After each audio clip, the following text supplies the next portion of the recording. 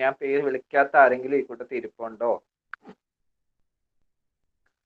Aneesha Vinod submit ചെയ്തായിരുന്നോ? Aneesha അന്ന Vinod submit ചെയ്തല്ലോ അല്ലേ? Okay okay. Submit ചെയ്യാത്ത ആരെങ്കിലും ഈ കൂട്ടത്തിൽ ഇരിപ്പുണ്ടോ?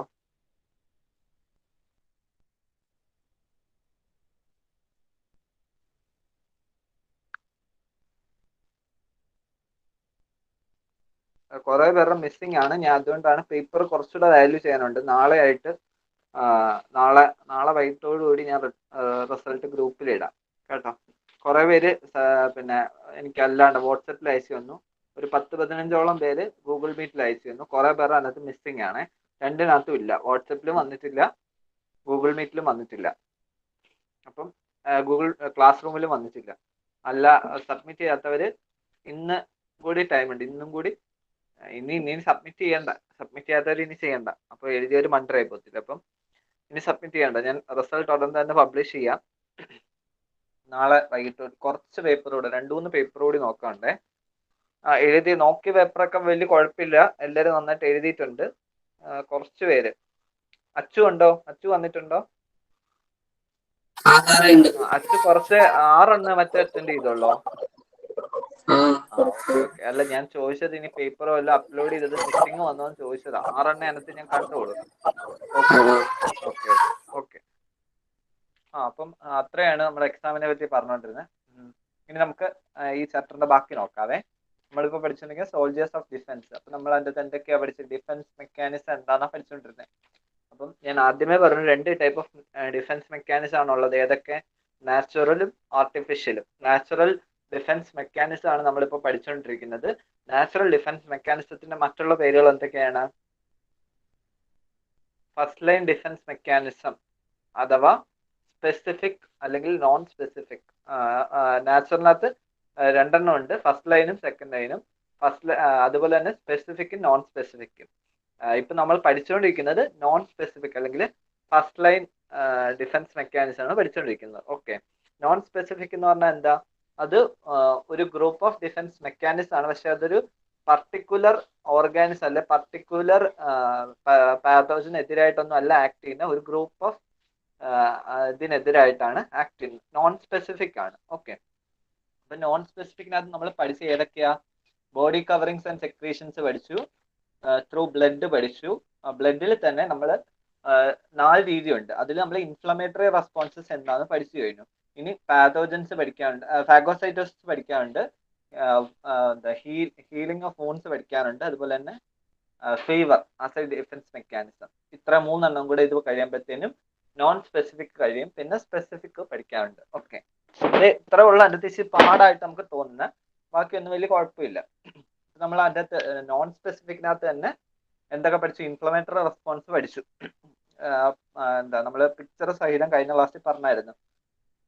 ഇനി അതിനകത്ത് അടുത്ത, അതായത് നോൺ സ്പെസിഫിക്കിലെ അടുത്ത ബ്ലഡിനകത്ത് വരുന്ന, അതായത് ബ്ലഡ് ആൻഡ് ഫ്ലൂയിഡ്സിനകത്ത് വരുന്ന, ബോഡി ഫ്ലൂയിഡ്സിനകത്ത് ബ്ലഡിനകത്ത് വരുന്ന ഡിഫൻസ് മെക്കാനിസത്തിന്റെ 2ാമത്തെ ഇതാണ് ഫാഗോസൈറ്റോസിസ് എന്ന് പറയുന്നത്. അതെന്താ നോക്കിക്കോ.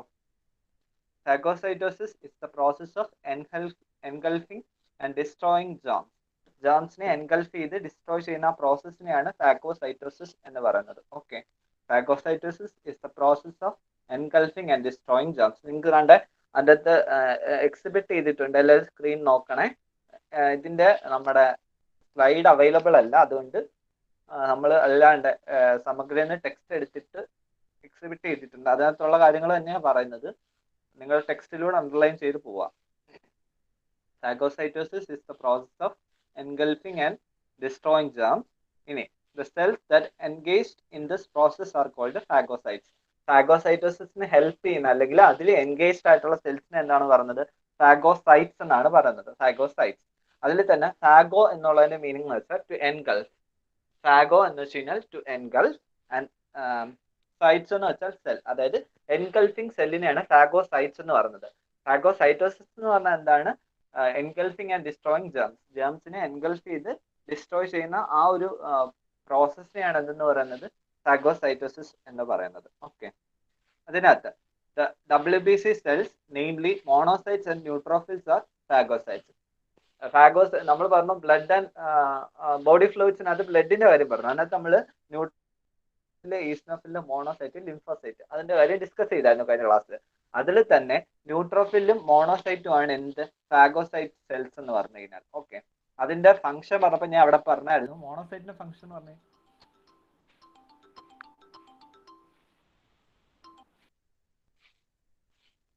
അതില് ഞാൻ പറഞ്ഞായിരുന്നു മോണോസൈറ്റിന്റെ ഫംഗ്ഷൻ എന്ന് പറഞ്ഞാൽ എൻഗൾഫ് ആൻഡ് ഡിസ്ട്രോയ്സ് ജേംസ്. ജേംസിനെ എൻഗൾഫ് ചെയ്ത് ഡിസ്ട്രോയ് ചെയ്യുക എന്നുള്ളതാണ് മോണോസൈറ്റിന്റെ ഫംഗ്ഷൻ. ദാറ്റ് ഓഫ് ന്യൂട്രോഫിലിന്റെ ഫംഗ്ഷൻ എന്താണ്? അതും engulf bacteria and synthesise chemicals that destroys bacteria. Bacteria destroy ചെയ്യുന്ന കെമിക്കൽസിനെ സിന്തസൈസ് ചെയ്യുക, അതുപോലെ തന്നെ ബാക്ടീരിയസ് എൻഗൾഫ് ചെയ്യുക. ഇത് രണ്ടുമാണ് ന്യൂട്രോഫിലിന്റെയും മോണോസൈറ്റിന്റെ ഫംഗ്ഷൻ. അപ്പൊ അത് എന്തിലാണ് എൻഗേജ് ചെയ്തേക്കുന്ന? ഫാഗോസൈറ്റോസിസ്. ഓക്കെ, ഇത്ര മനസ്സിലായല്ലോ? അതാണ് പറഞ്ഞേക്കുന്നത്. ഇനി പ്രോസസ് ഓഫ് ഫാഗോസൈറ്റോസിസ്, എങ്ങനെയാണ് ഫാഗോസൈറ്റോസിസ് എന്ന് പറയുന്ന പ്രോസസ്സ് ടേക്സ് പ്ലേസ് ചെയ്യുന്നതെന്നാണ് പറഞ്ഞേക്കുന്നത്. ഒന്ന്, the പത്തോജൻ reach the surface of the cell. Okay, cell സർഫസിൽ പത്തോജൻ വരുന്നു, അത് ആദ്യത്തെ സ്റ്റെപ്പ്. അതിനകത്ത് കാണിച്ചിട്ടുണ്ടല്ലോ. രണ്ടാമത്തെ സ്റ്റെപ്പ് എന്താണ്? ഫാഗോസൈറ്റോസിസ് എന്ന് പറഞ്ഞാൽ എന്താണ്? മോണോസൈറ്റും അല്ലെങ്കിൽ ന്യൂട്രോഫിലും ജേംസിനെ അല്ലെങ്കിൽ ബാക്ടീരിയ എൻഗൾഫ് ചെയ്യുന്ന പ്രോസസ്സാണ്. അപ്പം ആദ്യം സെൽ സർഫസിൽ വന്നു. ഓക്കെ, നെക്സ്റ്റ് എന്താ ചെയ്യുന്നത്? Engulf the pathogen in the membrane sac. Membrane സാക്കിൽ വെച്ചിട്ട് പത്തോജനെ എൻഗൾഫ് ചെയ്യുന്നു. നെക്സ്റ്റ് എൻഗൾഫ് ചെയ്ത് കഴിഞ്ഞാൽ അടുത്ത ഒരു സെക്രീഷൻ ഉണ്ട്. നമ്മൾ കഴിഞ്ഞ ക്ലാസ്സിൽ പഠിച്ചായിരുന്നു ലൈസോസൈം എന്ന് പറഞ്ഞിട്ടുള്ള എൻസൈമിനെ പറ്റിയിട്ട്. അതുപോലെ തന്നെ ഒരു എൻസൈമാണ് ലൈസോസോം എന്ന് പറഞ്ഞിട്ടുള്ളത്. ഈ ലൈസോസോമും ലൈസോസൈമും തിരിഞ്ഞു പോരുത്. നമ്മൾ നമ്മുടെ ടിയേഴ്സിൽ ലൈസോസൈം ആണ് പറഞ്ഞത്, ഇവിടെ ലൈസോസോം ആണുള്ളത്. അപ്പം ആദ്യം വന്നു പാത്തോജൻ സെല്ലിൽ വന്നു, സെല്ലിന്റെ സർഫസിൽ വന്നു. അപ്പൊ എന്ത് ചെയ്തു? എൻഗൾഫ് ചെയ്തു. നെക്സ്റ്റ് വൺ ലൈസോസോം പ്രൊഡ്യൂസ് ചെയ്യുന്നു. Lysosome combines with the membrane sac. ലൈസോസോമും ആ മെംബ്രെയിൻ സാക്ക് കൂടെ കമ്പൈൻ ചെയ്യുന്നു. Pathogens are disintegrated, degenerated and destroyed by the enzyme in lysosome. ലൈസോസോമിലുള്ള എൻസൈം ആക്ഷൻ വഴി ആ ലൈസോസോം എൻസൈമും അതുപോലെ തന്നെ മെംബ്രെയിൻ സാക്ക് കൂടെ കമ്പൈൻ ചെയ്തിട്ട് എന്ത് ചെയ്യുന്നു? പാത്തോജൻസ് ഡിസ്ട്രോയ് ചെയ്യുന്നു. ഇത്രയേ ഉള്ളൂ ഫാഗോസൈറ്റോസിസ് എന്ന് പറഞ്ഞാൽ. ഒന്നുമില്ല, ഒരു പാത്തോജൻ വരുന്നു, പാത്തോജൻ സെൽ സർഫസിൽ വരുന്നു, അതെന്ത് ചെയ്യുന്നു? മെംബ്രെയിൻ സാക്കിൽ എൻഗൾഫ് ചെയ്യുന്നു. മെംബ്രെയിൻ സാക്കിൽ വെച്ച് എൻഗൾഫ് ചെയ്യുന്നു. അതിന്റെ ഫലമായിട്ട് എന്തുണ്ടാവുന്നു? ലൈസോസോം എന്ന് പറഞ്ഞ എൻസൈം ഉണ്ടാവുന്നു. ആ എൻസൈം എന്ത് ചെയ്യുന്നു? Combines with membrane sac. Membrane സാക്കുമായിട്ട് കമ്പൈൻ ചെയ്യുന്നു, പാത്തോജനെ എൻഗൾഫ് ചെയ്യുന്നു. അങ്ങനെ അതിനെ ഡിസിൻറ്റഗ്രേറ്റ് ചെയ്ത് ആ പ്രോസസ്സ് കംപ്ലീറ്റ് ആവുന്നു. അത്രയാണ് ഫാഗോസൈറ്റോസിസ് എന്ന് പറയുന്നത്. ഓക്കെ, ഇനി ബ്ലഡ് ക്ലോട്ടിങ്. അപ്പൊ നമ്മൾ അതിന്റെ മൂന്നാമത്തെ ഇൻഫ്ലമേറ്ററി റെസ്പോൺസസ് പറഞ്ഞായിരുന്നു. ഇനി അടുത്ത ഫാഗോസൈറ്റോസിസ് പറഞ്ഞായിരുന്നു. ഏറ്റവും ഇമ്പോർട്ടന്റ് ആയിട്ടുള്ള ഒരു സ്റ്റെപ്പാണ് ബ്ലഡ് ക്ലോട്ടിങ് എന്നുള്ളത്. ഓക്കെ, രക്തം കട്ട പിടിക്കുക, അതാണ് മെയിൻ ആയിട്ട് നിങ്ങൾക്ക് പഠിക്കാനുള്ളത്. ഫാഗോസൈറ്റോസിസ് ഓർമ്മ വേണം. ഫാഗോസൈറ്റോസിസ് എന്ന് പറഞ്ഞാൽ എന്താണ്? To engulf bacterias or germs. Okay, അതിനകത്ത് എൻഗേജ്ഡ് ആയിരിക്കുന്ന സെൽസിനെ ഫാഗോസൈറ്റ്സ് എന്നാണ് പറയുന്നത്. അതിന്റെ പ്രോസസ്സസ് ചുമ്മാ ജസ്റ്റ് ഒന്ന് ഓർത്തിരുന്നത്. അതിലും ഇമ്പോർട്ടന്റ് ആയിട്ടുള്ള ഒരു പ്രോസസ്സാണ് ബ്ലഡ് ക്ലോട്ടിങ്. കേട്ടോ, ബ്ലഡ് ക്ലോട്ടിങ് നിങ്ങൾ എന്തായാലും പഠിച്ചിരിക്കണം. അത് ഫില്ലിംഗ് ദ ബ്ലാങ്ക്സ് ആയിട്ടൊക്കെ ചോദിക്കാൻ പറ്റിയൊരു ക്വസ്റ്റ്യൻ ആണ്, വളരെ ഇമ്പോർട്ടന്റ് ആണ്. Blood clotting is also a defence mechanism. ഒരു ഡിഫൻസ് മെക്കാനിസം ആണ് ബ്ലഡ് ക്ലോട്ടിംഗ് എന്ന് പറയുന്നത്. ഇതെല്ലാം എന്താണ്? നോൺ സ്പെസിഫിക് ആയിട്ടുള്ള ഡിഫൻസ് മെക്കാനിസം ആണ്. അത് മറന്നുപോലെ നാച്ചുറൽ ഡിഫൻസ് മെക്കാനിസത്തിൽ തന്നെയുള്ള ഫസ്റ്റ് ലൈൻ ഡിഫൻസ് മെക്കാനിസം അല്ലെങ്കിൽ നോൺ സ്പെസിഫിക് ആയിട്ടുള്ള ഡിഫൻസ് മെക്കാനിസം ആണ് ഇത്. ഓക്കെ, അതിൻ്റെ അകത്ത് സ്റ്റെപ്പുകളാണ് ബ്ലഡ് ക്ലോട്ടിംഗ്. ബ്ലഡ് ക്ലോട്ടിംഗ് എന്ത് സംഭവിക്കുന്നത് നോക്കിക്കോ.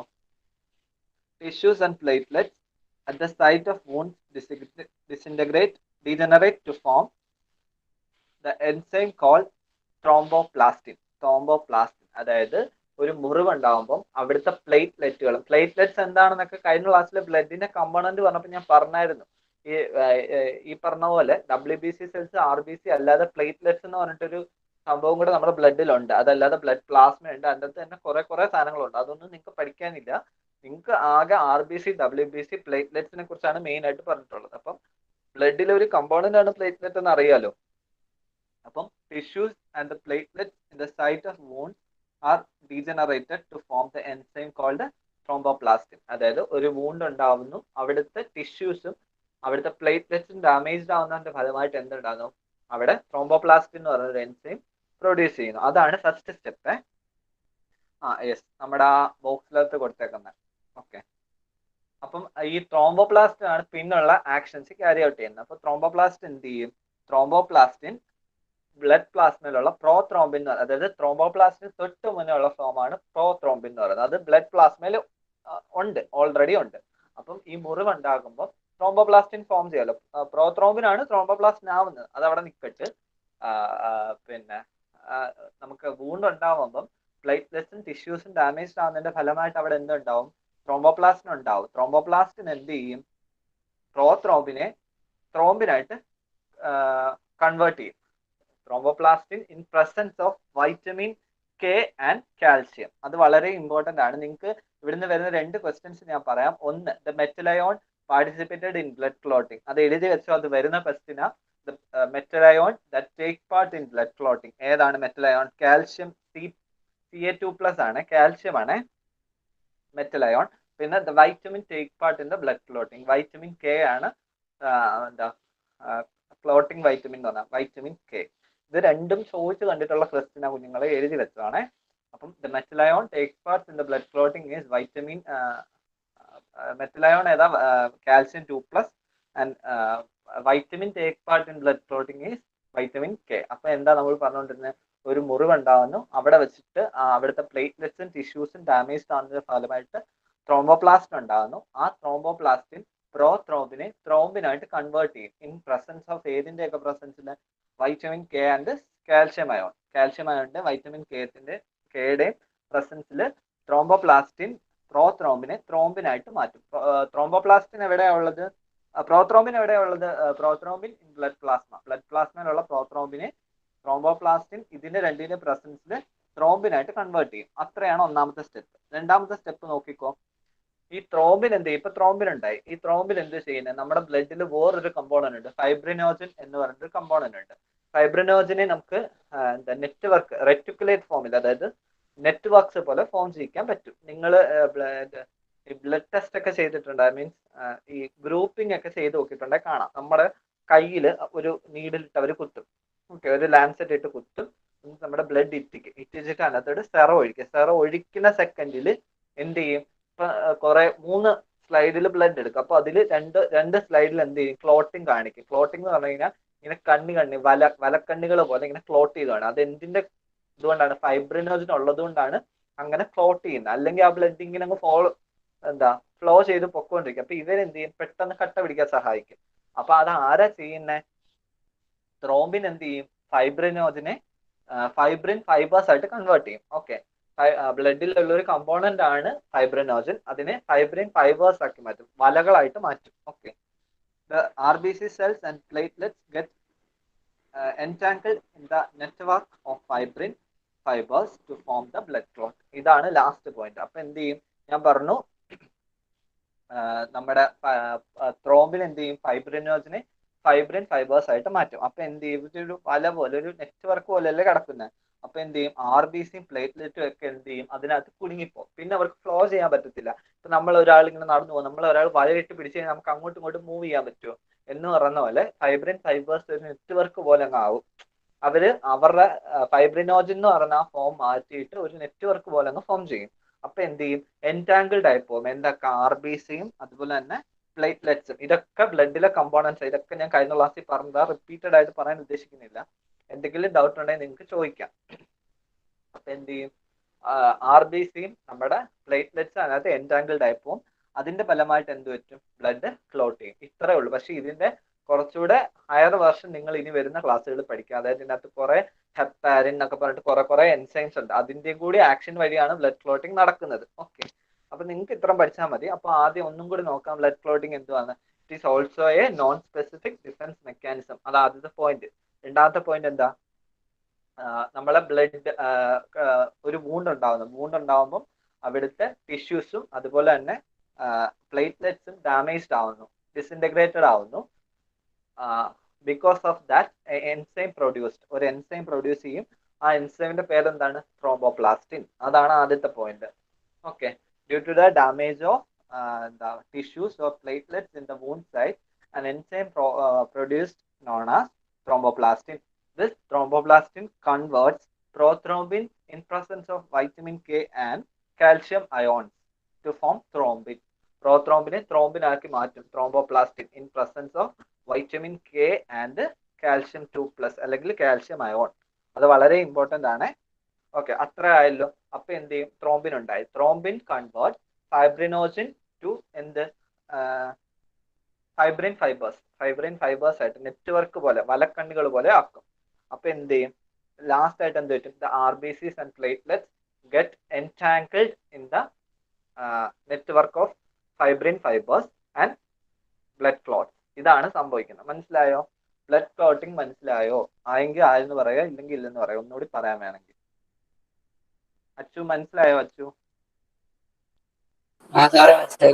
ഓക്കെ. ആർക്കെങ്കിലും എന്തെങ്കിലും ഡൗട്ട് ഉണ്ടോ? അനീഷ മനസ്സിലായോ? അനീഷ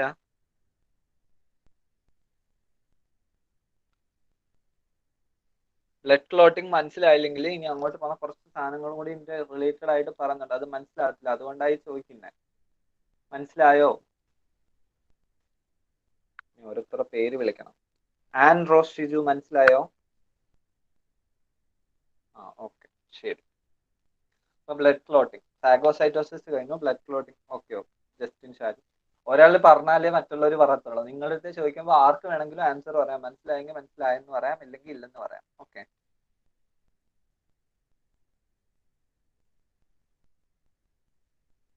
ഓക്കെ. മൈക്ക് ക്ലിയർ അല്ല അനീഷ. ഓക്കെ, ശരി. ഓക്കെ, അപ്പൊ നമ്മള് നോൺ സ്പെസിഫിക്കിനകത്ത് തന്നെ 2 എണ്ണം കഴിഞ്ഞു. ഏതൊക്കെ? ഇൻഫ്ലമേറ്ററി റെസ്പോൺസ് 3 എണ്ണം കഴിഞ്ഞു. ഇൻഫ്ലമേറ്ററി റെസ്പോൺസസ് കഴിഞ്ഞു, അതുപോലെ തന്നെ ഫാഗോസൈറ്റോസിസ് കഴിഞ്ഞു, അതുപോലെ തന്നെ ബ്ലഡ് ക്ലോട്ടിങ് കഴിഞ്ഞു. ഇനി അടുത്താണ് ഹീലിംഗ് ഓഫ് വൂൺസ്. ഓക്കെ. അപ്പൊ നമ്മൾ ഇവിടെ ബ്ലഡ് ക്ലോട്ടിങ്ങിന്റെ കാര്യം പറഞ്ഞു. ഇതിന്റെ അപ്പുറത്ത് കുറച്ച് സെന്റൻസുകൾ കൊടുത്തിട്ടുണ്ട്. Blood clotting helps to prevent the bleeding and check the entry of pathogens through the wound. As the blood clots the process of healing of wounds also begins. ഇതെന്താ? നമ്മൾ ബ്ലഡ് ക്ലോട്ട് ചെയ്തതിന് helps to prevent the bleeding prevent ചെയ്യും. അതുപോലെ തന്നെ check the entry of എന്താ pathogens അല്ലെങ്കിൽ pathogens, അതായത് blood clot ചെയ്യുന്നത് വഴി ബ്ലീഡിങ് കുറയ്ക്കും. അതുപോലെ തന്നെ ചെക്ക് ദ എൻട്രി, അതായത് പാത്തോജൻസിന്റെ എൻട്രിയെ പ്രിവെന്റ് ചെയ്യും. അതുപോലെ തന്നെ ബ്ലഡ് ക്ലോട്ട് നടന്നു കഴിഞ്ഞാൽ, ക്ലോട്ടിംഗ് ഓഫ് ബ്ലഡ് നടന്നു കഴിഞ്ഞാൽ ഉടനെ തന്നെ അടുത്ത പ്രോസസ്സ് സ്റ്റാർട്ട് ചെയ്യും. എന്ത് സ്റ്റാർട്ട് ചെയ്യും? ഹീലിംഗ് ഓഫ് വൂണ്ട്സ് സ്റ്റാർട്ട് ചെയ്യും. അതാണ് നമുക്ക് അടുത്ത പഠിക്കാനുള്ളത്. ഓക്കെ. ഇതിന്റെ സൈഡിൽ ഒരു സാധനം കൊടുത്തിട്ടുണ്ട്, സൈഡ് ബോക്സ്. അതും കൂടി നോക്കി പോകണം കേട്ടോ. ആക്ടിവേറ്റഡ് പാർഷ്യൽ ത്രോംബോപ്ലാസ്റ്റിൻ ടൈപ്പ്, അതായത് APTT, activated partial thromboplastin time. അതായത് ത്രോംബോപ്ലാസ്റ്റിൻ കറക്റ്റ് ആയിട്ട് ആദ്യം ഉണ്ടായാലാണ് നമ്മുടെ ബ്ലീഡിങ് സ്റ്റാർട്ട് ചെയ്യത്തുള്ളൂ, അല്ലേ? അപ്പം അതിനെ പറ്റിയിട്ടാ പറഞ്ഞത്. അതായത് ചിലർ ഞാൻ പറഞ്ഞു സിക്കിൾ സെൽ അനീമിയ ഒക്കെ പഠിപ്പിച്ചപ്പോൾ ഞാൻ പറഞ്ഞു ബ്ലീഡർ സിൻഡ്രോം ഒക്കെ ഉണ്ടെന്ന്. അതായത് ചിലർക്ക് മൈനർ വൂൺസിൽ കൂടെ ഒരുപാട് ബ്ലഡ് ലോസ് ആണ് കണ്ടീഷൻ ഉണ്ട്. നമുക്കൊക്കെ ചെറിയ വൂണ്ട് ഉണ്ടായാൽ തന്നെ പെട്ടെന്ന് തന്നെ ബ്ലഡ് ചെക്ക് ചെയ്യും. അപ്പം അതുകൊണ്ട് വലിയ ഹെവി ലോസ് ഒന്നും ഉണ്ടാവാറില്ല. അപ്പം അത് കണ്ടുപിടിക്കണം. നമുക്ക് എന്താ ബ്ലഡ് ക്ലോട്ട് ചെയ്യുന്ന ടൈം കണ്ടുപിടിക്കാൻ എടുക്കുന്ന ടെസ്റ്റ് ആണ് APTT എന്ന് പറഞ്ഞത്. അതൊന്ന് ജസ്റ്റ് ഒന്ന് വായിച്ചേക്കാം. APTT is the test to detect the cause of excess bleeding or lack of clotting of blood. ഒന്നെന്ന് വെച്ചാൽ എക്സസീവ് ബ്ലീഡിങ്ങിന്റെ കാര്യം കണ്ടുപിടിക്കാൻ, അല്ലെങ്കിൽ ക്ലോട്ടിംഗ് ആവാത്തതിന്റെ കാര്യം കണ്ടുപിടിക്കാൻ ഉപയോഗിക്കുന്ന ഒരു ടെസ്റ്റ് ആണിത്. Specific reagents are added to the blood sample and at the time taken for blood clotting is found out. ഞാൻ പറഞ്ഞു ഹെപ്പാരിൻ പോലുള്ള കുറെ എൻസൈംസ് ഉണ്ട്. ഇതിനെയൊക്കെ ഒരു ബ്ലഡ് സാമ്പിൾ എടുത്തിട്ട് അതിനകത്തോട്ട് ആഡ് ചെയ്ത് കൊടുക്കും. അപ്പൊ അത് ഒരു സ്പെസിഫിക് ടൈം ഉണ്ട്. ഇതിനകത്ത് പറയുന്നുണ്ട് എന്താ 2 to 7 minutes കൊണ്ട് ബ്ലീഡിങ് ഇതാവണം എന്ന് പറയുന്നുണ്ട്. ആ ഒരു സ്പെസിഫിക് ടൈം കൊണ്ട് കറക്റ്റ് ആയിട്ട് ആവുന്നുണ്ടോ എന്ന് നമ്മൾ നോക്കാം. അതാണ് APTT ചെയ്യുന്നത്. അപ്പൊ കുറെ റിയേജൻസിനെ അതിനകത്തോട്ട് ആഡ് ചെയ്ത് കൊടുക്കും. എന്നിട്ട് the normal value of this test is 30 to 40 seconds. Normal value 30 to 40 seconds ആണ് normal value. The quantity and action of the factors that helps in the blood clotting can be detected by this test. Usually when a wound occurs in human beings, bleeding lasts for 2 to 7 minutes. സാധാരണ ഒരു മനുഷ്യരിൽ bleeding ഉണ്ടായി കഴിഞ്ഞാൽ 2 മുതൽ 7 മിനിറ്റിനകം bleeding stop ചെയ്യണം. And it clots within 8 to 15 minutes. 8 തൊട്ട് 15 മിനിറ്റിനുള്ളിൽ blood clot form ചെയ്തും കഴിയണം. ഇതാണ് നോർമൽ കേസ്. ഇതിന് അപ്പുറമായിട്ട് ഒരുപാട് നേരം ബ്ലഡ് ഫ്ലോ ചെയ്യുന്നതും കുറെ ടൈം ക്ലോട്ടിങ്ങിന് എടുക്കുന്നതും അതൊരു ഡിസോർഡർ തന്നെയാണ്. അപ്പൊ അതിന് വേണ്ടിയിട്ട് അത് കണ്ടുപിടിക്കാൻ വേണ്ടിയിട്ട് ഉപയോഗിക്കുന്ന ഒരു ടെസ്റ്റ് ആണ് APTT, activated partial thromboplastin time എന്ന് പറയുന്നത്. ഓക്കെ, ഒന്നുമില്ല, ഒരു ബ്ലഡ് സാമ്പിൾ എടുക്കും, കുറെ ഫാക്ടേഴ്സ് ആഡ് ചെയ്ത് വെക്കും.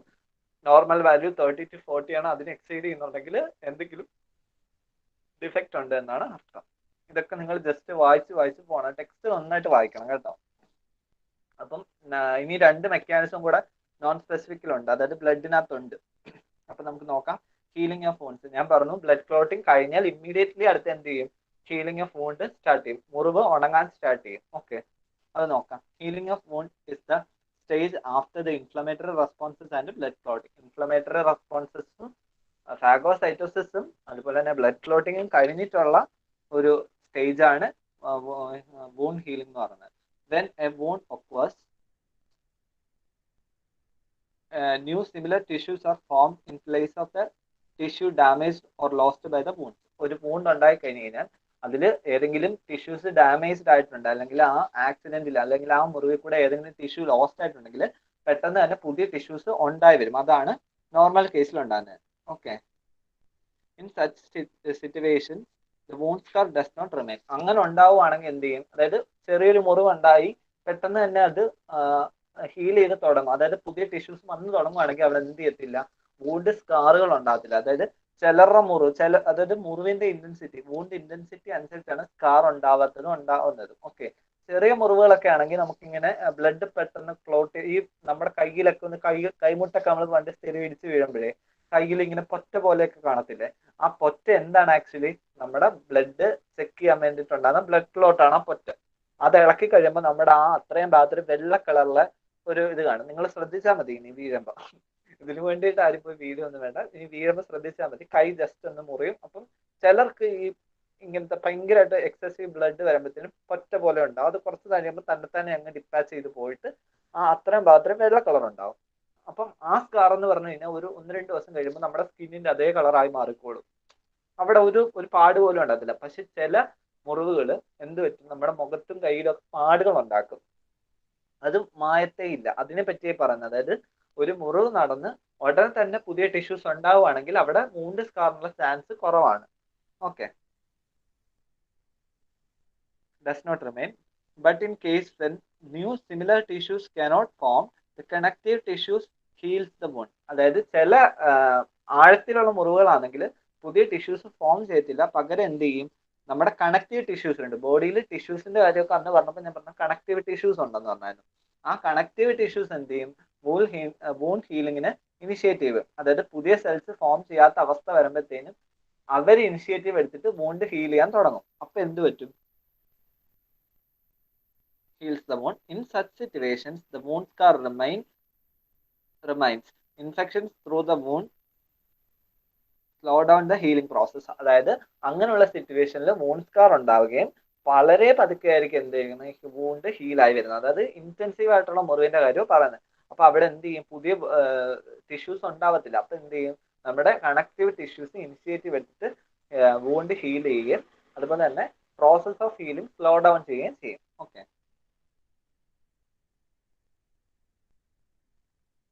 a strong defense mechanism accelerates the process of wound healing, reduces the chance of infection. Okay, അതൊക്കെ അറിയാലോ. അതായത് പെട്ടെന്ന് ഹീൽ ആയി കഴിഞ്ഞ് കഴിഞ്ഞാൽ ഇൻഫെക്ഷനുള്ള ചാൻസസ് കുറവാണ്. അപ്പൊ ഇതിനകത്ത് പ്രത്യേകിച്ച് ഓർക്കാനൊന്നുമില്ല. ക്ലോട്ടിങ്ങിന് ശേഷം ഇമ്മീഡിയറ്റ് ആയിട്ട് സ്റ്റാർട്ട് ചെയ്യുന്ന ഒരു പ്രോസസ് ആണ്. അതുപോലെ തന്നെ ചെറിയ വൂണ്ട്സ് ആണെങ്കിൽ, ഒരു വൂണ്ട് ഒക്വർ ചെയ്ത് കഴിഞ്ഞാൽ പുതിയ ടിഷ്യൂസ് ഫോം ചെയ്യുകയാണെങ്കിൽ അവിടെ വൂണ്ട് സ്കാർ റിമൈൻ ചെയ്യത്തില്ല.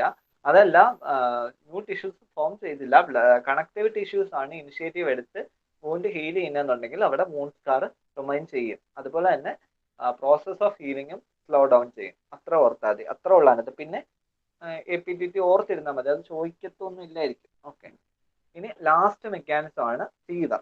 Fever A defence mechanism. നമ്മൾ പനി എന്നൊക്കെ പറയത്തില്ല, പനി ആക്ച്വലി എന്താണ്? ഒരു ഡിഫൻസ് മെക്കാനിസം ആണ്. പക്ഷേ എല്ലാ പനികളും ഡിഫൻസ് മെക്കാനിസം അല്ല. അത് ഇതിനകത്ത് പ്രത്യേകം പറയുന്നുണ്ട്. Okay, the normal body temperature is 37 degrees Celsius. വളരെ ഇമ്പോർട്ടൻ്റ് ആണ്. The normal body temperature is 37 degrees Celsius or 98.6 degree Fahrenheit. നമുക്ക് രണ്ട് രീതിയിൽ എക്സ്പ്രസ് ചെയ്യാം. ഫാരൻഹീറ്റിലാണെങ്കിൽ 98.6 ഡിഗ്രി ഫാരൻഹീറ്റും ഡിഗ്രി സെൽഷ്യസിലാണെങ്കിൽ 37 ഡിഗ്രി സെൽഷ്യസും നോർമൽ ബോഡി ടെമ്പറേച്ചർ ആണ്. നിങ്ങൾക്ക് കുറെ നോർമാലിറ്റീസ് ഇതിനകത്ത് പഠിക്കാനുണ്ട്. ഈ നോർമാലിറ്റീസ് എല്ലാം ഓർത്തിരിക്കണം കേട്ടോ. അപ്പം അതാണ് നോർമൽ ബോഡി ടെമ്പറേച്ചർ. ഇനി ഫീവർ എന്താണ്? Fever is A condition when the body temperature rises above the normal level.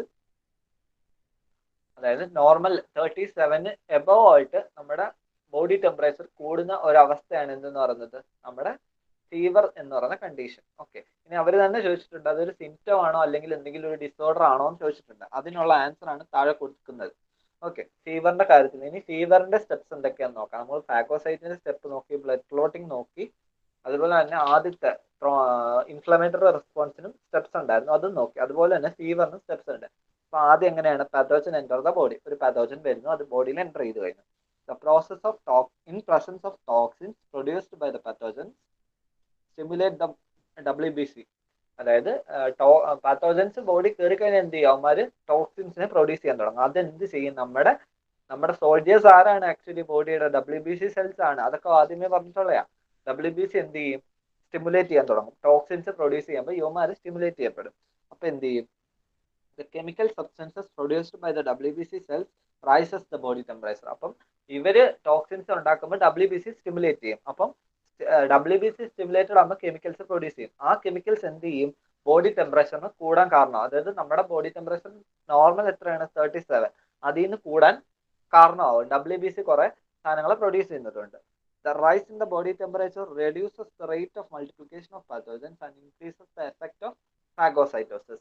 ഇവിടെയാണ് ഫാഗോസൈറ്റോസിന്റെ ഒരു പ്രാധാന്യം വരുന്നത്. അപ്പം WBC സ്റ്റിമുലേറ്റഡ് ആയി കെമിക്കൽസിനെ പ്രൊഡ്യൂസ് ചെയ്തു. ആ കെമിക്കൽസ് എന്ത് ചെയ്തു? ബോഡി ടെമ്പറേച്ചറിനെ കൂട്ടി. അപ്പൊ എന്താ സംഭവിക്കുന്നത്? ബോഡി ടെമ്പറേച്ചർ കൂടുമ്പം ഈ കയറിക്കുന്ന പതോജൻസിന്റെ മൾട്ടിപ്ലിക്കേഷനെ ചെക്ക് ചെയ്യും. പകരം എന്ത് ചെയ്യും? ഫാഗോസൈറ്റോസിനെ ഇൻക്രീസ് ചെയ്യും. ഫാഗോസൈറ്റോസിസ് എന്ന് പറഞ്ഞാൽ എന്താണ്? Engulf and destroys the bacteria. Bacteria engulf ചെയ്ത് ഡിസ്ട്രോയ് ചെയ്യുന്ന പ്രോസസ്സാണ് ഫാഗോസൈറ്റോസിസ്. അപ്പൊ WBCയുടെ കെമിക്കൽ ഉണ്ടാകുന്നത് മൂലം ബോഡി ടെമ്പറേച്ചർ കൂടും. ആ ബോഡി ടെമ്പറേച്ചർ എന്ത് ചെയ്യും? നമ്മുടെ പതോജൻസിന്റെ മൾട്ടിപ്ലിക്കേഷനെ ചെക്ക് ചെയ്യുകയും അതുപോലെ തന്നെ ഫാഗോസൈറ്റോസിസ് ഇൻക്രീസ് ചെയ്യുകയും ചെയ്യാം. അപ്പൊ എന്ത് പറ്റും? ഫുള്ള് ജേംസ് നശിക്കും. അപ്പം ഫീവർ എന്ന് പറഞ്ഞ ചെറിയ പനി എന്നൊക്കെ പറഞ്ഞു കഴിഞ്ഞാൽ it is also a defence mechanism of our body. Non specific ആയിട്ടുള്ള ഡിഫൻസ് മെക്കാനിസം ആണ്. ഇനി അല്ലാത്ത പനികളെ പറ്റി പറയുന്നുണ്ട്. When the infection become uncontrollable. അതായത് ടോണി അടുത്ത പേജ്.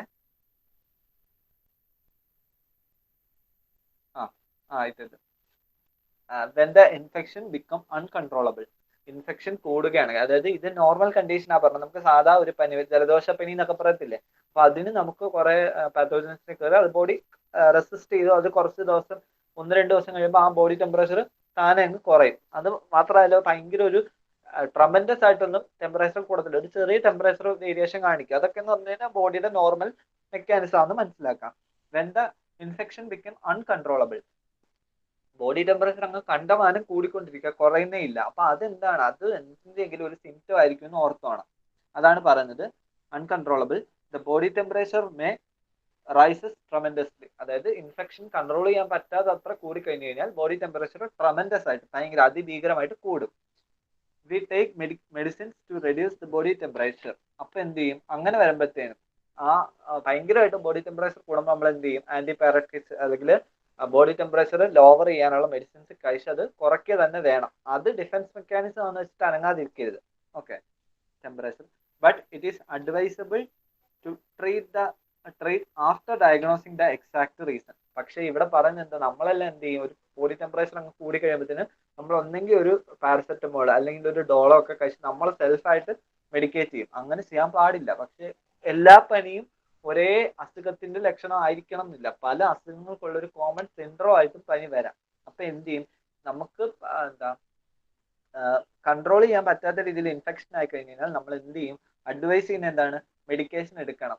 അതായത് ഒരു മെഡിക്കൽ പ്രൊഫഷണലിന്റെ അടുത്ത് പോയി നമ്മുടെ കാര്യം പറഞ്ഞ് ടെസ്റ്റ് ചെയ്ത് നമ്മൾ അതിന്റെ പ്രോപ്പർ ആയിട്ടുള്ള മെഡിക്കേഷൻ എടുക്കണം എന്നാണ് പറയുന്നത്. Okay, but it is advisable to treat after diagnosing the exact reason.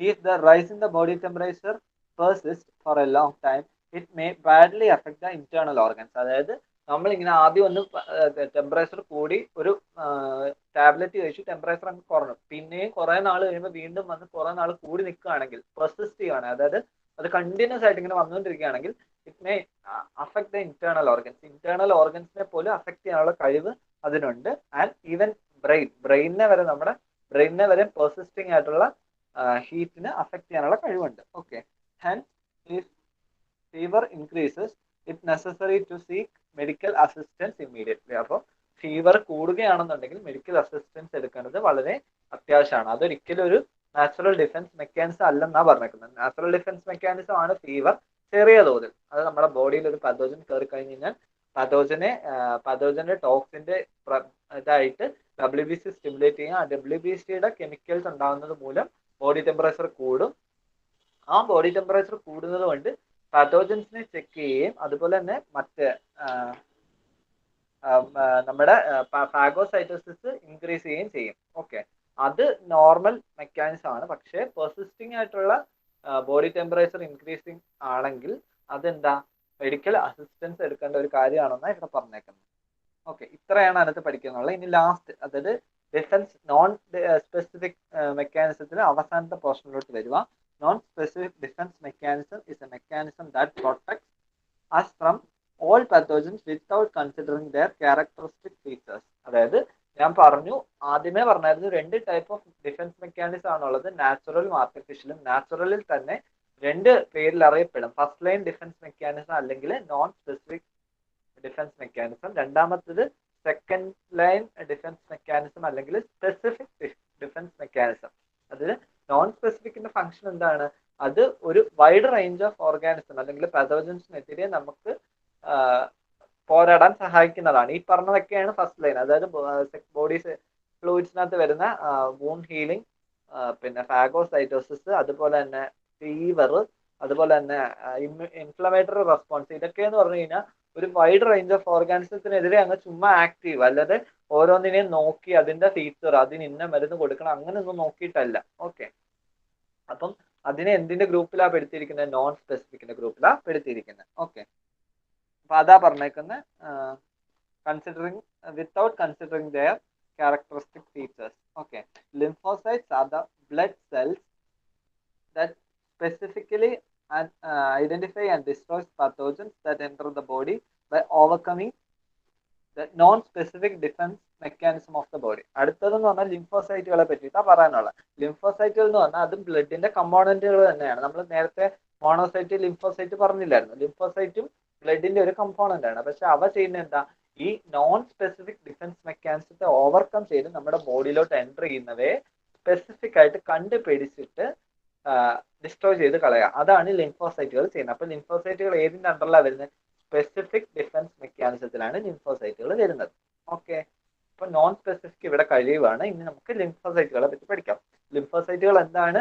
ബ്ലഡിന്റെ ഒരു സെല്ലാണ്, അതുപോലെ തന്നെ ബ്ലഡിന്റെ ഒരു കമ്പോണന്റ് ആണ്. അതുപോലെ തന്നെ specifically identifies and destroys പതോജൻ.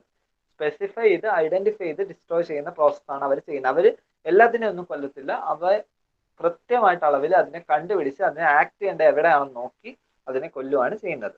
Okay, ഇനി ലിംഫോസൈറ്റുകൾ എന്താന്ന് നോക്കാം. അതിനകത്ത് കൊടുത്തിട്ടുണ്ട് ലിംഫോസൈറ്റ് ദ വാരിയർ എന്ന് പറഞ്ഞിട്ട്. Foreign bodies or pathogens enter in the body stimulate the defense mechanism are called antigens. ഇതിനകത്ത് നിങ്ങൾക്ക് ആന്റിജൻസും ആന്റിബോഡീസും പഠിക്കാറുണ്ട്. അപ്പൊ ആന്റിജൻസ് എന്താന്ന് എഴുതിക്കോ. Foreign bodies or pathogens that enter the body and stimulate the defence mechanism are called antigen. അതായത് നമ്മുടെ ബോഡിയിൽ നിന്ന് പുറത്തുനിന്ന് വരുന്ന ഫോറിൻ ബോഡീസ് അല്ലെങ്കിൽ പതോജൻസ് ആണ് ആന്റിജൻസ്. അവരെന്താ ചെയ്യുന്നത്? That stimulate the defence mechanism. അവർ വന്നിട്ട് നമ്മുടെ ഡിഫൻസ് മെക്കാനിസത്തെ ഉത്തേജിപ്പിക്കുകയാണ് ചെയ്യുന്നത്. അങ്ങനെയുള്ളവയാണ് എന്ത് വിളിക്കുന്നത്? Antigens. Foreign bodies or pathogens entering the body and stimulate the defense mechanism are called antigens. അപ്പൊ അതിന് ഫലമായിട്ട് നമ്മുടെ ലിംഫോസൈറ്റ് ഉണ്ടാക്കുന്ന ഒരു സാധനമുണ്ട്, ആന്റിബോഡി. അതിന് പറയാൻ തരുന്നതായിരിക്കും. The defense mechanism that identifies the structures of each antigen and destroys it specifically called specific defense. Okay, അതായത് ഒരു ആന്റിജനെ സ്പെസിഫിക് ആയിട്ട് ഐഡന്റിഫൈ ചെയ്ത് അതിനെ ഡിസ്ട്രോയ് ചെയ്യുന്ന, സ്പെസിഫിക് ആയിട്ട് ഡിസ്ട്രോയ് ചെയ്യുന്ന ആ ഒരു പ്രോസസ്സിനെയാണ് സ്പെസിഫിക് ഡിഫൻസ് എന്ന് പറയുന്നത്. ഓക്കെ, അപ്പം ഈ പറയുന്ന നമ്മുടെ ലിംഫോസൈറ്റുകൾ ഏത് കാറ്റഗറി വരുന്ന? ഡിഫൻസ് മെക്കാനിസത്തിൽ വരുന്ന, സ്പെസിഫിക് ഡിഫൻസ് മെക്കാനിസത്തിൽ വരുന്നതാ. WBCs are known as lymphocyte ഞാൻ ആദ്യമേ പറഞ്ഞായിരുന്നു, ലിംഫോസൈറ്റുകളുടെ വേറൊരു പേരാണ് WBCs. Okay, are capable of destroying the pathogens in this way. Lymphocytes are formed in the bone marrow and there are two types. ലിംഫോസൈറ്റുകൾ രണ്ട് രീതിയിലുണ്ട്. ലിംഫോസൈറ്റുകൾ എല്ലാം ഫോം ചെയ്യുന്നത് ബോൺ മാരോയിൽ തന്നെയാണ്, പക്ഷേ അതിൽ തന്നെ മെച്ചുറേഷൻ നടക്കുന്നത് രണ്ട് സൈറ്റിലാണ്, T lymphocyte and B lymphocyte. അതിൽ നിങ്ങൾ എഴുതി വെക്കുക, ടി ലിംഫോസൈറ്റ് എന്ന് പറഞ്ഞു കഴിഞ്ഞാൽ തൈമിൻ, നമ്മൾ തൈമസ് ഗ്ലാൻഡിന്റെ കാര്യം പറഞ്ഞില്ലേ, തൈമസ് ഗ്ലാൻഡ്, തൈമസ്. പിന്നെ ബി ലിംഫോസൈറ്റ് എന്ന് പറഞ്ഞാൽ ബോൺ മാരോ. ഓക്കെ, ബിയും ടിയും ആ പേരിൽ തന്നെ കിടപ്പുണ്ട്. അപ്പം എല്ലാ ലിംഫോസൈറ്റുകളും ഫോം ചെയ്യുന്നത് ബോൺ മാരോയിലാണ്, പക്ഷെ അവിടെ മെച്ചുറേഷൻ നടക്കുന്നത് രണ്ട് സൈറ്റിൽ വെച്ച്. അതുകൊണ്ടാണ് അവരെ രണ്ട് ടൈപ്പ് ഓഫ് ലിംഫോസൈറ്റുകൾ എന്ന് പറഞ്ഞത്, ബി ആൻഡ് ടി. അതാ പറയുന്നത്, lymphocytes are formed in the bone marrow and are two types. Those that mature in the bone marrow are called B lymphocytes. അതായത് ബോൺ മാരോയിൽ മെച്ചുറേഷൻ നടക്കുന്ന ലിംഫോസൈറ്റുകളെ ബി ലിംഫോസൈറ്റുകൾ എന്നും, അതുപോലെ തന്നെ those that mature in the thymus gland are called T lymphocytes. ആ ആദ്യത്തെ letter നോക്കിയാൽ മതി, B for bone marrow and T for thymus gland. Thymus ഗ്ലാൻഡിൽ വെച്ച് മെച്ചുർ ആവുന്ന നമ്മുടെ ലിംഫോസൈറ്റുകളെ ടി ലിംഫോസൈറ്റ് എന്നും, ബോൺ മാരോയിൽ വെച്ച് മെച്ചുർ ആവുന്ന ലിംഫോസൈറ്റുകളെ ബി ലിംഫോസൈറ്റ് എന്നും പറയുന്നു. ഇനി ഓരോന്നും എന്തുവാന്ന് പറഞ്ഞിട്ടുണ്ടേ. ഓക്കെ, ഇനി ബി ലിംഫോസൈറ്റ് എന്തുവാന്ന് നോക്കാം. B lymphocytes produce certain proteins that act against the antigen that are called antibodies. അപ്പൊ ഞാൻ ആന്റിജൻ എന്തുവാന്ന് ആദ്യമേ പറഞ്ഞായിരുന്നു, the foreign body or pathogen entering the body and stimulate the defense mechanism are called antigen. നമ്മുടെ body കയറുകയും നമ്മുടെ defence മെക്കാനിസത്തിനെ stimulate ചെയ്യുകയും ചെയ്യുന്ന പാർട്ടിക്കിൾസിനെ ആന്റിജൻ എന്ന് പറഞ്ഞു. അപ്പം ആന്റിജന് എതിരായിട്ട് ആക്ട് ചെയ്യുന്ന നമ്മുടെ ബോഡിയിലുള്ള ബി ലിംഫോസൈറ്റിന്റെ പാർട്ടിക്കിൾസിനെയാണ് ആന്റിബോഡീസ് എന്ന് പറയുന്നത്. ഒരു ആന്റിജന് ഒരു സ്പെസിഫിക് ആന്റിബോഡി ഉണ്ട്, അതുകൊണ്ടാണ് അവരെ സ്പെസിഫിക് ഡിഫൻസ് മെക്കാനിസം എന്ന് പറയുന്നത്. അല്ലാതെ ഒരു ആന്റിജന് കണ്ടമാനം ആന്റിബോഡീസ് ഒന്നും ഇല്ല.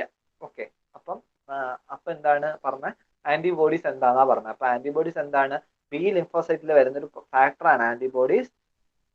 B lymphocyte produces certain proteins that act against antigens. ആന്റിജൻസിന് അഗനിസ്റ്റ് ആയിട്ട് ആക്ട് ചെയ്യുന്ന ചില proteins produced by B lymphocyte, അതിനെയാണ് ആന്റിബോഡീസ് എന്ന് പറയുന്നത്. ആന്റിബോഡീസിന്റെ ഫങ്ഷൻസ് ആണ് പറയുന്നത്, അതായത് അവ എങ്ങനെയാണ് പാത്തോജൻസിനെ ഡിസ്ട്രോയ് ചെയ്യുന്നതെന്നാണ് പറയുന്നത്. മൂന്ന് രീതിയിലാണ് ഡിസ്ട്രോയ് ചെയ്യുന്നത്. Destroys the bacteria by disintegrating the cell membrane. ഒന്നെന്ന് പറഞ്ഞു കഴിഞ്ഞാൽ ആന്റിബോഡി എന്ത് ചെയ്യും, ആന്റിജനെ കണ്ടുപിടിച്ചിട്ട് ആ ആന്റിജന്റെ ബാക്ടീരിയയുടെ സെൽ മെംബ്രെയിൻ, അല്ലെ ആ ആന്റിജൻ എന്ന് വേണമെങ്കിൽ പറയാം, അതായത് ആ ഫോറിൻ ബോഡിയുടെ സെൽ മെംബ്രെയിനെ ഡിസിൻറ്റഗ്രേറ്റ് ചെയ്തല്ല, നശിപ്പിച്ച് കളയാം. അങ്ങനെയാണ് ഒരു വേ. രണ്ടാമത്തെ, neutralises toxins of the antigen. ആ മൈക്രോ ഓർഗാനിസം അല്ലെ ആ ആന്റിജന്റെ ഉണ്ടാക്കുന്ന പിന്നെ ടോക്സിനെ അങ്ങ് ന്യൂട്രലൈസ് ചെയ്ത് കളയാം, അതിന്റെ ആക്ഷൻ അങ്ങ് നശിപ്പിച്ച് കളയും. അങ്ങനെയും അതിനെ ഡിസ്ട്രോയ് ചെയ്യും. മൂന്നാമത്തെ, destroys the pathogens by stimulating other white blood cells. അല്ലെങ്കിൽ എന്ത് ചെയ്യും, ആന്റിബോഡീസ് മറ്റുള്ള WBCയെ സ്റ്റിമുലേറ്റ് ചെയ്ത് ഇതിനെ നശിപ്പിച്ചു കളയും. അപ്പൊ മൂന്ന് രീതി ഏതൊക്കെയാ ഒന്നും കൂടെ നോക്കിക്കോ. ബാക്ടീരിയയുടെ സെൽ മെംബ്രെയിനെ അല്ലെങ്കിൽ ആന്റിജന്റെ സെൽ മെംബ്രെയിനെ ഡിസിൻറ്റഗ്രേറ്റ് ചെയ്ത് കളയും. രണ്ടാമത്, neutralises the toxins produced by the antigen. മൂന്നാമത്തെ, destroys the pathogens by stimulating other WBC. Okay, മറ്റുള്ള WBCയെ സ്റ്റിമുലേറ്റ് ചെയ്തുകൊണ്ട് ഇതിനെ നശിപ്പിച്ചു കളയും. ഈ മൂന്ന് രീതിയിലാണ് എന്ത് ബി ലിംഫോസൈറ്റ് നശിപ്പിക്കുന്നത്. ഓക്കെ, ആന്റിജനെ നശിപ്പിച്ച് കളയുന്നത്. ഓക്കെ, ബി ലിംഫോസൈറ്റുകൾ എന്ന് പറഞ്ഞാൽ എന്താണ്, proteins that act against antigen called antibodies. Okay, T ലിംഫോസൈറ്റുകളുടെ മൂന്ന് ഇതും കൂടെ നിങ്ങൾക്ക് പഠിക്കാനുണ്ട്. മൂന്ന് രീതിയിലാണ് അവർ ആക്ട് ചെയ്യുന്നത്. എങ്ങനെയൊക്കെയാണ്, stimulate other defence cell of the body. ഇവരെന്താ ചെയ്യുന്നത്, ടി ലിംഫോസൈറ്റുകൾ മറ്റുള്ള സെൽസിനെ WBC സെൽസിനെ എന്ത് ചെയ്യും, സ്റ്റിമുലേറ്റ് ചെയ്യും. ഒന്നാമത്തെ രീതി. രണ്ടാമത്തെ, destroys the affected cells affected by virus. Okay, രണ്ടാമത് ചെയ്യുന്നതെന്ന് വെച്ചാൽ വൈറസ് ഇൻഫെക്ഷൻ ഒക്കെ വരാം, വൈറസ് അഫക്ട് ചെയ്തിട്ടുള്ള സെല്ലുകളെ അപ്പാടെ നശിപ്പിച്ച് കളയും. Next, third one, destroys the cancer cells. ഇവിടെയാണ് തൈമസ് ഗ്ലാൻഡിലെ ടി ലിംഫോസൈറ്റിന്റെ പ്രത്യേകത. ക്യാൻസർ സെല്ലിനെ നശിപ്പിക്കുന്നത് ടി ലിംഫോസൈറ്റുകളാണ്. അതുപോലെ തന്നെ വൈറസ് സെൽ അഫക്റ്റഡ് ആയിട്ടുള്ള സെല്ലിനെ ഡിസിൻറ്റഗ്രേറ്റ് ചെയ്യുന്നത് ടി ലിംഫോസൈറ്റ് ആണ്. അതുപോലെ തന്നെ മറ്റുള്ള ഡിഫൻസ് മെക്കാനിസം, ഡിഫൻസ് സെൽസിനെ സ്റ്റിമുലേറ്റ് ചെയ്യാവുന്ന ഒരു ഫംഗ്ഷനും കൂടിയാണ് ടി ലിംഫോസൈറ്റുകൾ ചെയ്യുന്നത്. ഇത് രണ്ടും തിരിഞ്ഞു പോകരുത്. ആന്റിബോഡീസ് എവിടെ പ്രൊഡ്യൂസ് ചെയ്യുന്നതെന്ന് വെച്ചാൽ ബി ലിംഫോസൈറ്റ്, ബോൺ മാരോയിൽ വെച്ച് മെച്ചുർ ആവുന്ന ലിംഫോസൈറ്റിലാണ് ആന്റിബോഡീസ് ഉണ്ടാവുന്നത്. അതിന് മൂന്ന് മെക്കാനിസം ആണുള്ളത്. ടി ലിംഫോസൈറ്റിന്റെ വളരെ പ്രാധാന്യമുള്ള ക്യാൻസർ സെല്ല്, വൈറസ് സെല്ല്, അതിനെയൊക്കെ ഡിസിൻറ്റഗ്രേറ്റ് ചെയ്യുന്നത് തൈമസ് ഗ്ലാൻഡിൽ മെച്ചുർ ചെയ്യുന്ന ലിംഫോസൈറ്റുകളാണ്. അപ്പം ഇതോടുകൂടി നമ്മുടെ എന്ത് കഴിയാണ്, ബ്ലഡിന്റെ കാര്യങ്ങൾ കഴിയാണ്. ഓക്കെ, അതായത് ബോഡി ഫ്ലൂയിഡ്സ്, അതായത് ബ്ലഡിന്റെ കാര്യം നമ്മൾ ഇത്രയും പഠിച്ചുകൊണ്ടിരുന്നത് നോൺ സ്പെസിഫിക് ആയിട്ടുള്ള രീതി, സ്പെസിഫിക് ആയിട്ടുള്ള രീതി. സ്പെസിഫിക് ആയിട്ട് ബിയും ടിയും ലിംഫോസൈറ്റുകൾ. അപ്പം ഇനി ഒരു ഒറ്റ ചെറിയൊരു ടോപ്പിക് കൂടി ഇതിനകത്തുണ്ട്, അതുകൂടെ പറയാം. ഇമ്മ്യൂണോഗ്ലോബുലിൻസ്. ഈ ഒരു നമ്മുടെ ഇപ്പൊ കറന്റ് സിറ്റുവേഷനിൽ ഇമ്മ്യൂണോഗ്ലോബുലിൻസിനെ ഒക്കെ പറ്റി അറിയേണ്ടത് വളരെ ഇമ്പോർട്ടന്റ് ആണ്. ഞാൻ പറഞ്ഞു, ഓരോ ആന്റിബോഡീസിനും സ്പെസിഫിക് ബൈൻഡിങ് സൈറ്റുകളുണ്ട്. അതായത് ഒരു ആന്റിജന് ഒരു ആന്റിബോഡി ആയിട്ട് ബൈൻഡ് ചെയ്യുന്ന ആ ഒരു സ്ട്രക്ചറിനെയാണ് ഇമ്മ്യൂണോഗ്ലോബുലിൻ എന്ന് പറയുന്നത്. നിങ്ങളുടെ സൈഡിൽ കണ്ടോ, ഒരു വൈ ഷേപ്ഡ് മെറ്റൽ ചെയിൻ പോലത്തെ ഒരു സാധനം വൈ അതിനകത്ത് കൊടുത്തിട്ടുണ്ട്, ഒന്ന് വായിക്കാതെ. The defence chemicals produced by B lymphocyte. അതായത് ആന്റിബോഡീസ് ഉണ്ടാക്കുന്നത് ബി ലിംഫോസൈറ്റ് അല്ലേ. അപ്പം ഇമ്മ്യൂണോഗ്ലോബുലിൻസ് എവിടെയായിരിക്കും ഒബ്വിയസ്ലി കാണുന്നത്? ബി ലിംഫോസൈറ്റിലാണ് കാണുന്നത്. The defense chemicals produced by B lymphocyte as antibodies are known as immunoglobulins. Okay, അതായത് ഇവ എന്ന് പറഞ്ഞു കഴിഞ്ഞാൽ ആന്റിബോഡീസ് പ്രൊഡ്യൂസ് ചെയ്യുന്ന ഡിഫൻസ് കെമിക്കൽസിനെയാണ് എന്തെന്ന് പറയുന്നത്? ഇമ്മ്യൂണോഗ്ലോബുലിൻസ് എന്ന് പറയുന്നത്. This is a Y shaped protein. ഇതൊരു വൈ ഷേപ്പിലുള്ള ഒരു പ്രോട്ടീൻ ആണ്. ഒരു മെറ്റൽ ഷേപ്പിലാണ് കാണപ്പെടുന്നത്. പ്രോട്ടീൻ ആണ്. Okay, Y shaped protein.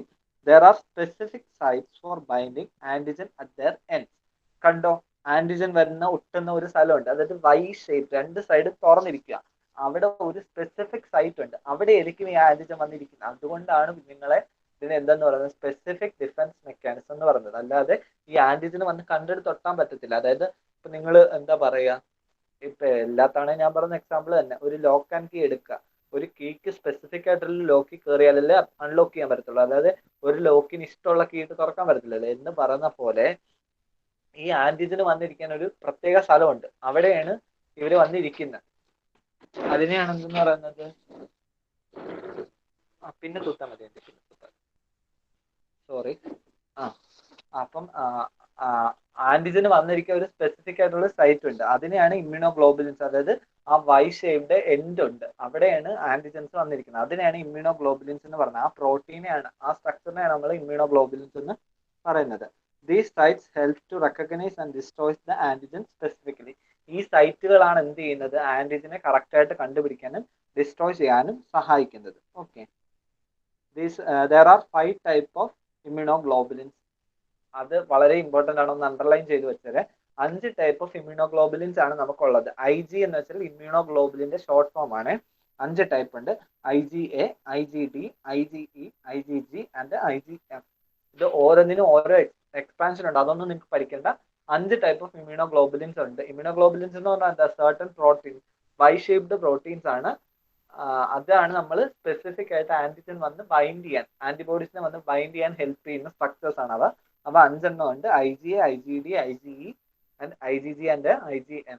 Okay, ഇത്രയും കഴിയുമ്പോൾ നമ്മുടെ ബ്ലഡ് കഴിഞ്ഞു.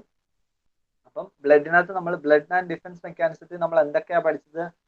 ഒന്ന് ഫീവർ പഠിച്ചു, ഫാഗോസൈറ്റോസിസ് പഠിച്ചു, പിന്നെന്താ പഠിച്ചത്? ബ്ലഡ് ക്ലോട്ടിങ് പഠിച്ചു, പിന്നെന്താ പഠിച്ചത്?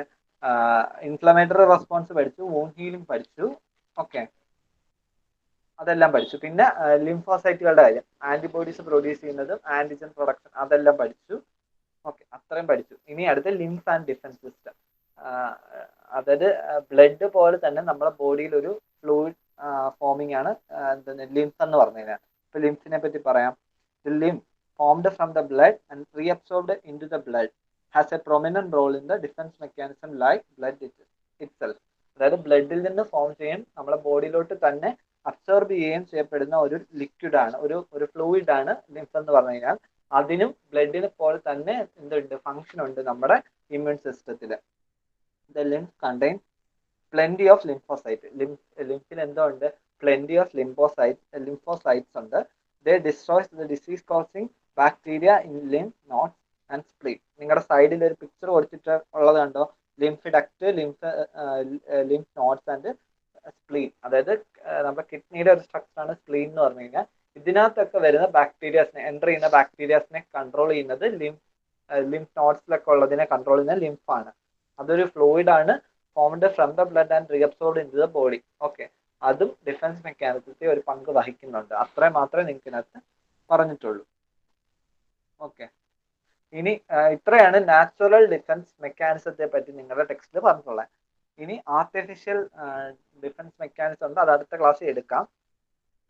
അതിന് മുന്നേ ആർട്ടിഫിഷ്യൽ ഡിഫൻസ് മെക്കാനിസം നമ്മൾ ഒന്ന് പറഞ്ഞായിരുന്നു. എന്താ വാക്സിനേഷന്റെ കാര്യമൊക്കെ ഞാൻ ആദ്യമേ പറഞ്ഞായിരുന്നു. BCG, അതുപോലെ OPV, പെൻറ്റാവാലന്റ്, MRR, PT ഒക്കെ പറഞ്ഞായിരുന്നു. ഓക്കെ, അതാണ് ഇതിനകത്ത് വരുന്നത്. അതായത് ഒരു വാക്സിനേഷൻ ഇമ്മ്യൂണൈസേഷൻ എങ്ങനെയാണ് നടക്കുന്നത്, എങ്ങനെയാണ് നമ്മളൊരു ഒരു ഇല്ലായിട്ടുള്ളൊരു ഇതിനെ അങ്ങോട്ട് എൻ്റർ ചെയ്യുന്നു, അത് മാസ്റ്റർ സെൽസ് പോയി അറ്റാക്ക് ചെയ്ത് അതിനുള്ള ഡിഫൻസ് മെക്കാനിസം ഉണ്ടാക്കി വെക്കുന്നു, അതൊക്കെയാണ് അതിനകത്ത് ഉള്ളത്. ഇനി അത് അടുത്ത ക്ലാസ്സിൽ എടുക്കാവേ. അടുത്ത ക്ലാസ്സിൽ വരുമ്പോൾ നിങ്ങൾ ഇതെല്ലാം പഠിച്ചിട്ട് വരണം. ഞാൻ ഒന്ന് ചോദിച്ചിട്ടേ തുടങ്ങത്തുള്ളൂ. ഓക്കെ ടോണി, എന്നാൽ നമുക്ക് വൈൻഡ് അപ്പ് ചെയ്യാം. ടോണി,